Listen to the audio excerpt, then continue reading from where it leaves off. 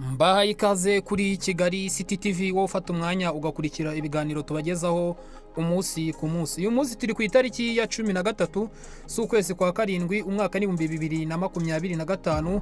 Nkuko muri kwibona kuri screen zanyu, na makuru tugiye kwagezaho y'umuhungu wa Evariste Ndayishimiye, perezida w'u Burundi, wamaze gukora ubukwe cyangwa se wamaze kuba yashaka umugore. Ni amakuru ari kugenda atangazwa n'ibitangazamakuru byinshi bigiye bitandukanye ku mbuga nkoranyambaga, haba mu bitangazamakuru byo mu gihugu cy'u Rwanda ndetse no mu gihugu cy'u Burundi. Urabona ko na amakuru yagiye yishimirwa n'ingero zigiye zitandukanye. Umwana wa perezida kuba yafata umwanzuro wo gushaka, urumva ko ni ibintu bishimishije abantu benshi cyane.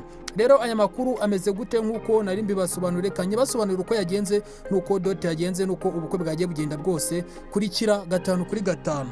Makuru abantu benshi bari gukomeza kugenda batangaho ibitekerezo bigiye bitandukanye.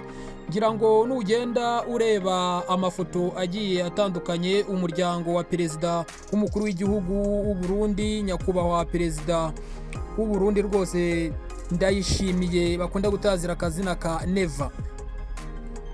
Donc nagira ngo haba ku mbuga nkoranyambaga zigiye zitandukanye, abantu benshi bari gukomeza kugenda batanga ibitekerezo bigiye bitandukanye. Evariste Ndayishimiye yavutse umwaka w'1968.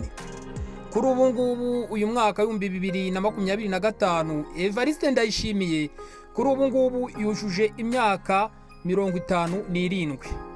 Gushyingira ni ibintu byiza, doko kugira umwana ukabona agiye kubaka umuryango ni ibintu bishimisha abantu. Ngira ngo ni kimwe mu bintu biri gushimisha abaturage bo mu gihugu cy'u Burundi. Donc abantu bari kumenya iby'aya makuru, kuba perezida ni ibintu bidasanzwe.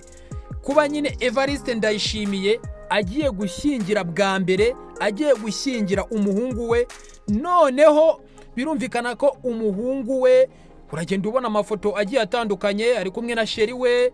Aha ndavuga ko bamaze kujya mu mategeko, byumvikana ko yamaze kuba umugore we ndetse n'umugabo. Ngira ngo nkuko uri kubibona kuri iyo screen yawe, cyangwa se ne mu bihe bishize guhera ku itariki ya 4 z'ukwezi kwa karindwi umwaka w'2025, uyu mwana wa Ndayishimiye Aruwine Jubeli yagiye mu murenge, cyangwa se yagiye gusezerana mu mategeko n'umukobwa yakunze cyane witwa Aurore Queen. Amakuru mfite nuko uyu mwana w'umukobwa nawe iwabo bashobora kuba ari abantu bakomeye cyane, ngo bafite ubukire bukanganye. Niyo makuru ndi kugenda nkurura. Nyine urumva ko ushaka mu muryango wa perezida ntabwo biba ari ibintu biba byoroshye, ntabwo ari ibintu wapfa kugenda ukikorera. Ngira ngo nkuko uri kugenda ubireba kuri screen, ni umukobwa mwiza, ni umukobwa abantu benshi mu by'ukuri bari kugenda bagarukaho, haba ku mbuga nkoranyambaga zo mu gihugu cy'u Burundi zigiye zitandukanye, bari kugenda bamenya amakuru agiye atandukanye, bavuga ati congratulations kuri uyu mwana wa perezida Ndayishimiye Evariste. Iyi mfura ya Ndayishimiye Evariste, perezida w'u Burundi, ejo ku itariki ya 12 z'uku kwezi kwa karindwi 2025, bagiye gusaba no gukwa iwabo w'uyu mukobwa. Ngira ngo uragenda ureba amafoto agiye atandukanye, mu by'ukuri abantu benshi bari gukomeza kugenda babyishimira. Ubona ko ari n'ifoto bavuye guhinga bishimye banezerewe. Umuryango urabona uyu mukobwa barahagararanye, baraberanye, urabona ko ni umuryango mugari bishimiye uyu mwana w'umukobwa. Ariko kandi no ku ruhande rwe urabona ko bari batumiye abantu benshi bagiye batandukanye, ntabwo bigeze baheza abantu. Urabona ko ni inkuru yagiye ishimisha abantu benshi. Urabona ko abantu benshi bagiye bishimira ibiki kirori cy'uyu mwana wa perezida. Iyi ntambwe kuba ari n'imfura ya perezida, akaba arimburiye abandi, akaba yakora ikirori nk'iki ngiki, akaba yakubaka urugo rwiwe. Urumva ni ibintu byiza. Gushyingira ni ibintu biba ari byiza. Noneho nko kuri perezida Ndayishimiye, perezida w'u Burundi, ni umunezero ukomeye cyane. Uyu mwana ahesheje ishema igihugu cy'u Burundi. Ngira ngo rero byabereye i Bujumbura muri Chapeli mu Nyakabida, niho uyu muhango wabereye, niho iwabo w'umukobwa donko urumva bagombaga kubasanga iwabo. Umuhango wo gusaba no gukwa urabizi ko bikorwa, ni umuhango ejo wagenze neza. Ngira ngo muri kimwe abantu benshi bari kugenda bagarukaho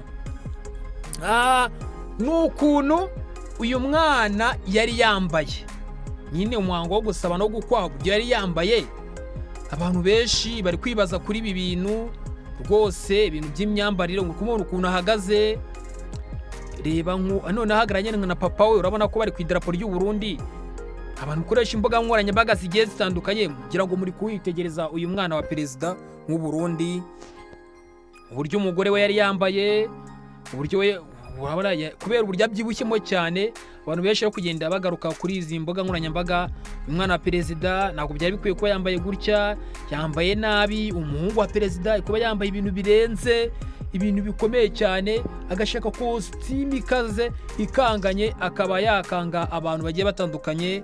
Urumva nk'umwana wa perezida nyine agomba kuza yambaye neza cyane ku buryo atandukana n'abandi bantu. Urumva rero hari intera yakabaye ashyiramo.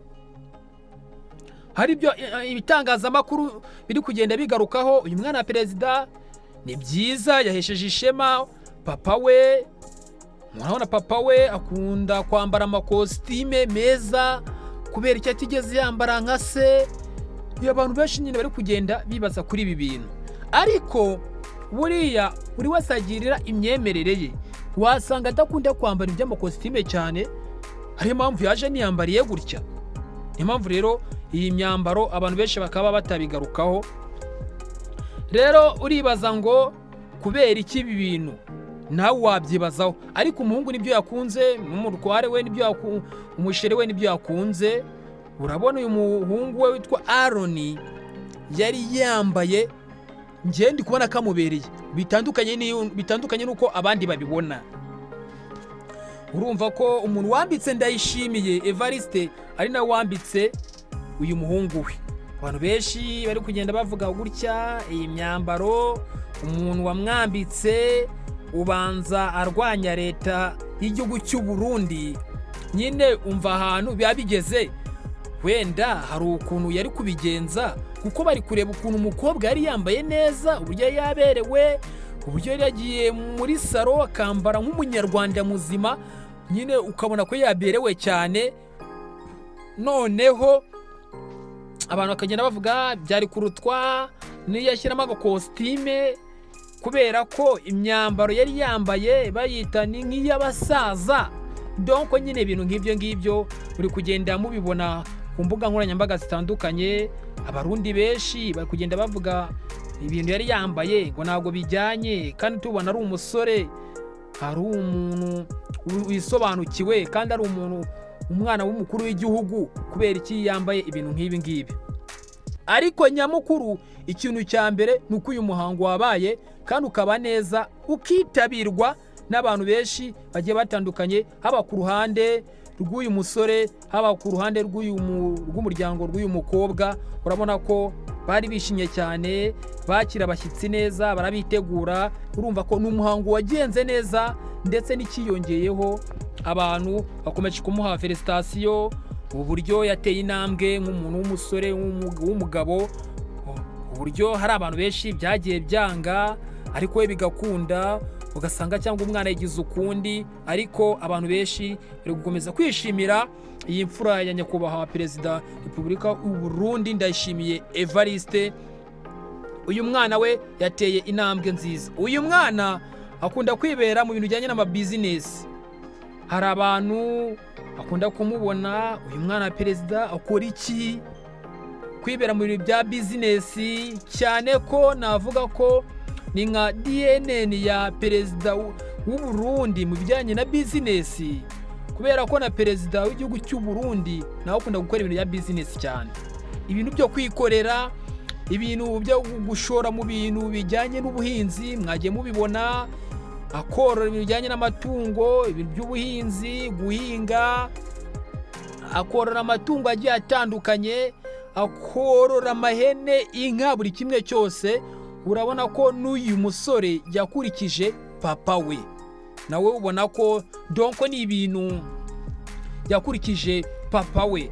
urabona ko ibintu bya business ari ikintu cyo mu muryango, ndetse na mama w'u Burundi, mama wabo umugore wa perezida w'igihugu cy'u Burundi Madamu Ndayishimiye nawe yikunda ibintu bya business, ibintu byo kubaka amashuri, ibitaro, guhinga, kureba ikintu cyafasha igihugu cy'u Burundi cyangwa se cyateza imbere igihugu cy'u Burundi, kugira ngo urumva ko nyine umuryango wabo wimirije ku kintu cy'ubutunzi, guhinga, urumva ko nyine ni ibintu byiza. Hari n'umuhungu wa perezida w'igihugu cy'u Burundi wundi uba muri Amerika, nawe bivuga ko yikorera ama business, urumva ko nyine ni ibintu biri mu muryango wabo. Gusa nabonye ibintu byinshi byagiye bicaracara ku mbuga nkoranyambaga bivuga ngo umuhungu wa perezida harabyibushye cyane, na siporo byakabaye bikwiye ku umuhungu wa perezida ngana kuriya, abana ba perezida Ndayishimiye kuba babyibushye kuriya bakaba bakora siporo, urabona ko nyine baramurusha kubyibuha. Urumva ko mu minsi yashize hari ukuntu abantu bibasiriye bavuga ibintu bitari byiza kuri we n'umuryango we, ngira ngo nuko nguko bimeze. Abantu benshi bari gukomeza kwishimira iki kirori n'uyu muryango w'uyu muhungu wa perezida w'u Burundi, uburyo iyi mfura ya Ndayishimiye mu by'ukuri igize ikikora cyiza kandi gishimishije abantu benshi bagiye batandukanye. Neva afite abana 6 nk'uko abibonye kuri iyo screen, nk'uko bagiye bifotozanya, akaba afite abahungu bagera kuri 2 n'abakobwa 4. Ubwo akana ke k'agahungu nabonye ko ari gatoya, ari n'agakobwa nabonye gatoya kari mu myaka nk'8, 7 gutyo, ubona ko n'umupapa ukomeje gushyigikira abana be kandi ukujije. Urumva ko usigaye n'uyu anaka kana k'agahungu gatoya, abandi bo n'abakobwa bataragira icyo bibwira. Urumva ko ni ikintu cyiza kuba umuhungu we w'imfura agize icyo akora agashimisha nka papa we wamubyaye. Ari nabyo tugenda dushisikariza abasore bo mu Rwanda bareke imico mibi, ahubwo bakora ikintu cyafasha ababyeyi babo. Wereke umubyeyi wawe igikorwa cyiza. Ari nacyo tunifuriza abanyarwanda n'abanyarwandakazi, kugenda dushyigikira umuco nyarwanda, tujye turebera ku bindi bihugu byateye imbere. Urumva ko byaba ari byiza cyane kandi byaba binashimishije.